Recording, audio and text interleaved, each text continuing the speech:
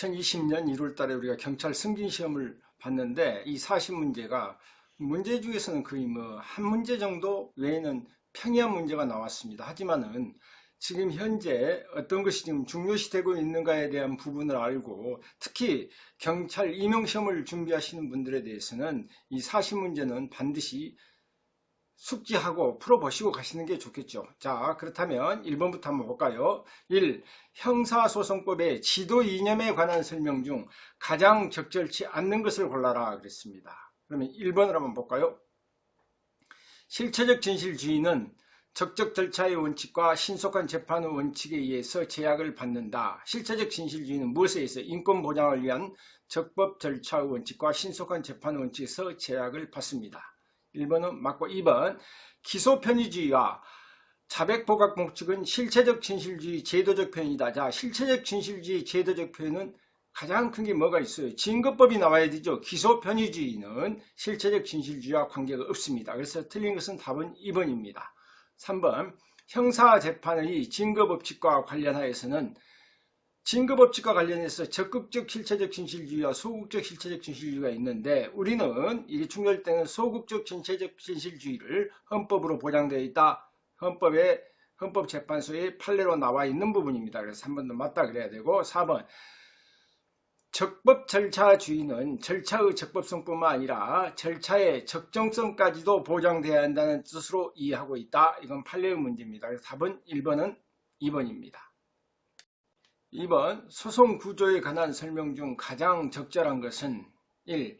규문주의란 소추기관과 재판기관이 분리되지 않고 재판기관이 스스로 절차를 개시하여 심의 재판하는 구조를 말하며 여기까지는 맞습니다.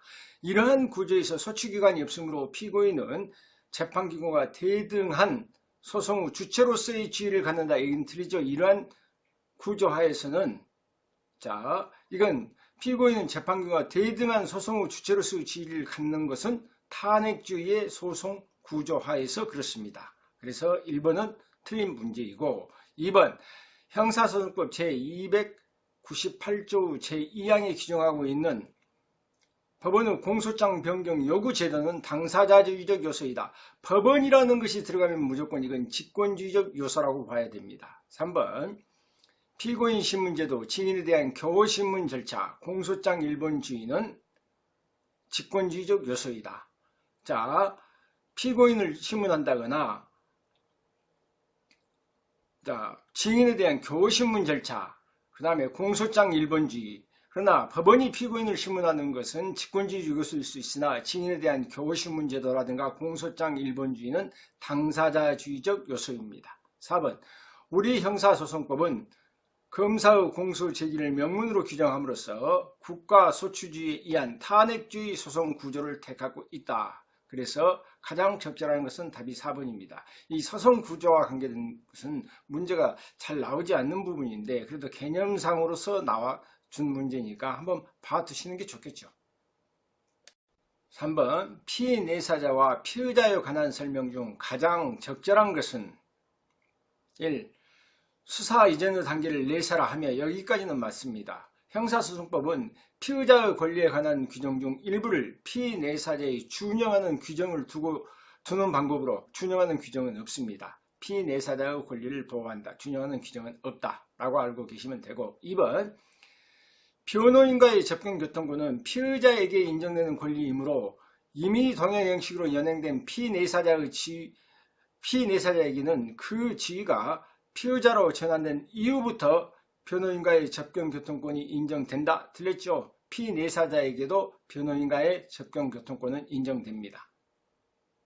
3번 검사가 검찰 사건 사무규칙에 따른 범죄 인지 절차를 밟지 않는 상태에서 행한 피의자의 신문은 피내사자에 대한 신문으로 그 이유만으로도 이미 위법한 수사에 해당하며 따라서 당해 피의자 신문조서는 형사소송법이 정한 절차에 따라 작성되었다 하더라도 증거 능력이 인정될 수 없다.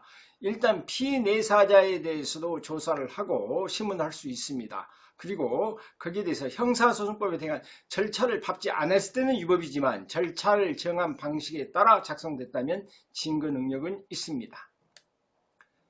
4번 미체포된 피의자에 대하여 구속영장을 청구받은 판사는 피의자가 죄를 범하였다고 의심할 만한 이유가 있는 경우에 구인을 위한 구속영장을 발부하여 피의자를 구인한 후 심문하여야 한다. 다만 피의자가 도망한 경우 등 사유로 심문할 수 없는 경우에는 그러하지 아니하다. 이건 법전에 있는 문제입니다. 그래서 답이 4번입니다.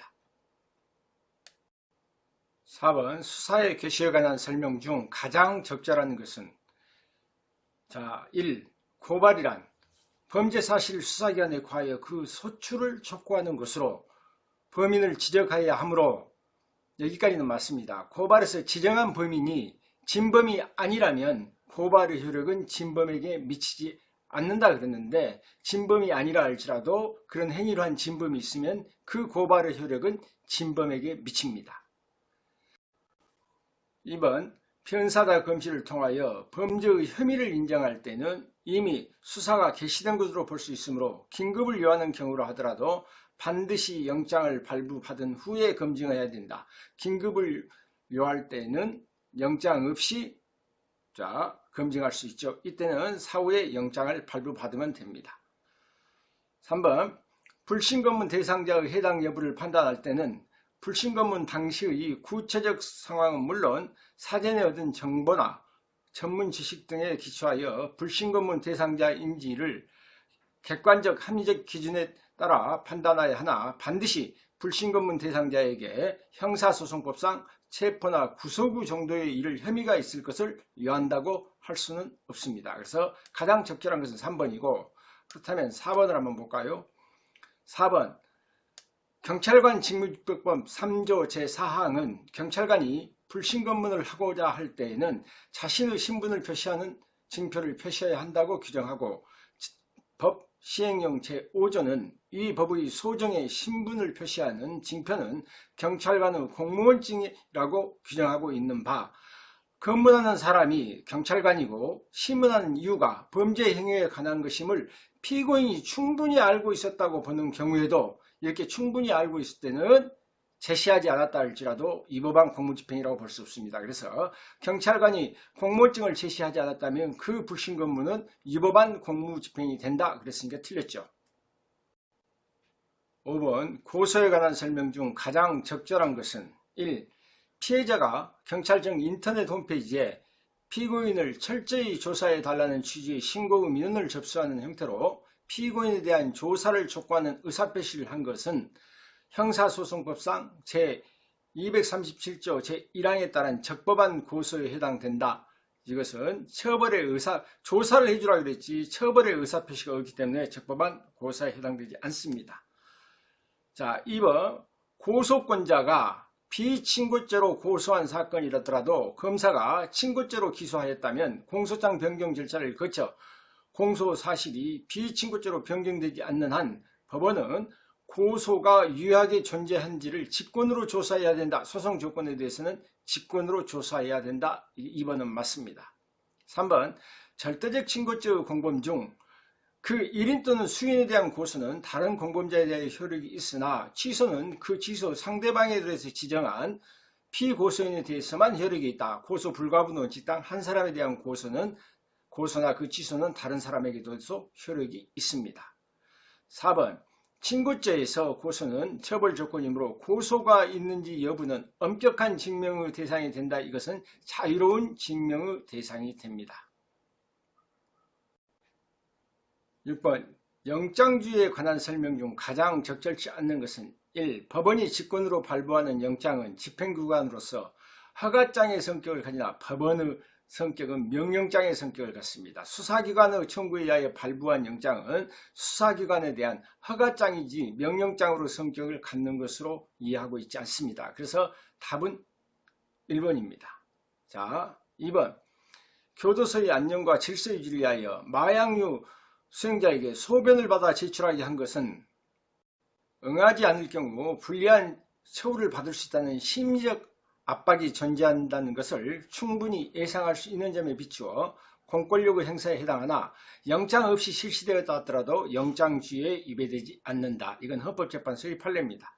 3번 법원이 피고인의 구속 또는 그 유지 여부의 필요성에 관한 재판의 효력이 검사나 다른 기관의 의견이나 불복이 있다 하여 좌우되거나 제한받는다면 이는 헌법 12조 제3항의 영장주의에 위배된다. 맞죠? 자, 보석을 허가했는데 검사가 즉시항고했다 그래서 그 피고인을 석방하지 못하고 정지된다 이러면 안 된다. 그래서 헌법재판소에서 이혼이 선고됐던 부분입니다. 4번 수사관이 영장에 의하지 아니하고 신용카드 회사가 발행한 매출전표의 거래 명세자의 관한 정보를 획득하였다면 이와 같이 수집된 증거는 원칙적으로 적법한 절차에 따르지 아니하고 수집한 증거에 해당하여 특별한 사정이 없는 한 유죄의 증거로 삼을 수 없다. 그래서 답은 1번 있죠. 7번 영상 녹화 제도에 관한 설명 중 가장 적절한 걸 고르라 그랬죠. 1. 수사기관이 피의자의 진술을 영상 녹화하려 하는 경우 피의자 또는 변호인에게 미리 영상 녹화 사실을 알려주어야 하며 형사소송법 제244조 이 제1항에 따라 반드시 서면으로 사전 동의를 받아야 한다. 반드시 서면으로 사전 동의를 받을 필요는 없습니다. 2번 피의자에 대한 영상 녹화가 완료된 이후 피의자 또는 변호인에게 영상 녹음물을 재생하여 시청하게 해야 되며 그 내용에 대해서 의의를 진술할 때는 이 다음부터 들려요. 해당 내용을 삭제하고 그 진술을 영상 녹화에 첨부해야 한다. 이렇게 들렸죠. 그때는 어쩝니까? 의의가 있을 때 진술할 때는 그 취지를 기재한 서면을 첨부해야 됩니다. 이건 형사소송법 제244조의 2항의 이의 3에 나와 있는 부분입니다.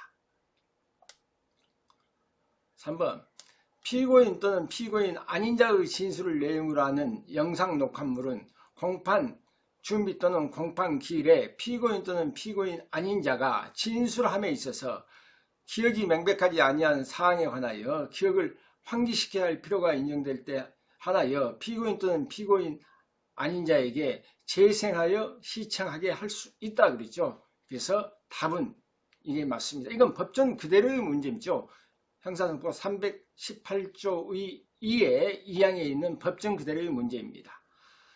4번 수사기관이 참고인을 조사하는 과정에서 형사소송법 제221조 제1항에 따라 작성한 영상 녹화물은 다른 법률에서 달리 규정하고 있는 특별한 사정이 없는 한 원칙적으로 공소사실을 직접 증명할 수 있는 독립적인 증거로 사용할 수 있다. 직접 증거로 사용할 수 있고 간접 증거로는 사용할 수 있지만 직접 증명할 수 있는 독립된 증거로는 사용될 수 없습니다. 8번 피의자 신문에 관한 설명 중 가장 적절치 않는 것은 1. 피고인이 피의자 신문 조서에 기재된 피고인 진술의 이무성을 다투면서 그것이 허위 자백이라고 다투는 경우에 법원은 구체적 사건에 따라 피고인의 학력, 경력, 직업, 사회적 지위, 지능 정도, 진술의 내용, 조서 형식 등 재반 사정을 참작하여 자유로운 심증으로 위 진술의 임의로 된 것인지 여부를 판단할 수 있다. 1번은 맞고 2번 수사기관은 피의자가 신체적 또는 정신적 장애로 사물을 변별하거나 의사를 결정 전달할 능력이 미약할 때 신뢰관계에 있는 자 등을 동석하게 하여야 하며 이것은 필요적이 아닙니다. 동석하게 할 수 있으며 의무적 규정입니다. 이때 신뢰관계인이 동석하지 않는 상태에서 행한 진술은 의무성이 인정되더라도 유죄의 증거로 사용할 수 없다. 그래서 틀렸죠. 왜냐하면 이것은 필요적 규정이라면 유죄의 증거로 사용할 수 없을지 몰라도 의무적 규정이기 때문에 유죄의 증거로 사용할 수 없다. 그랬기 때문에 틀렸죠. 3번 신문을 참여하고자 하는 변호인이 2인 이상일 때에는 피의자가 신문에 참여할 변호인 1인을 지정한다. 지정이 없는 경우 검사 또는 사법경찰관이 이를 지정할 수 있다. 법정 그대로의 내용이고 4번 사법경찰관은 피의자가 조사 장소에 도착한 시간, 조사를 시작하고 마친 시간, 그 밖에 조사 과정의 진행 과정을 확인하기 위하여 필요한 사항을 피의자 신문조서에 기록하거나 별도의 서면을 기록한 후 수사 기록에 편철하여야 된다. 그래서 4번도 맞는 말입니다. 9번 다음 중 사후적 구제 제도로 보기에 가장 적절하지 않는 것은 그랬습니다. 자, 그렇다면 구속 전 피의자 신문 제도, 이건 사전적 구제 제도이겠죠. 2번 체포 구속 적부 심사 제도로 체포된 사람을 그 체포가 정당한지 적법한지에 대해서 체포 구속이면 사후적 구제 제도이고 3번 강제 처분에 대해서 일단 강제 처분이 있었으니까 그에 대한 준항고는 사후적 구제 제도이고 4번 형사 보상 제도 이것도 사후적 구제 제도입니다. 그래서 사후적 구제적으로 보기에 가장 적절치 않는 것은 1번 구속 전 피의자 신문 제도입니다. 10번 체포영장에 의한 체포에 관한 설명 중 가장 적절치 않는 것은 체포영장이나 이 부분은 여러분이 자주 봐두셔야 될 부분인데 자 1.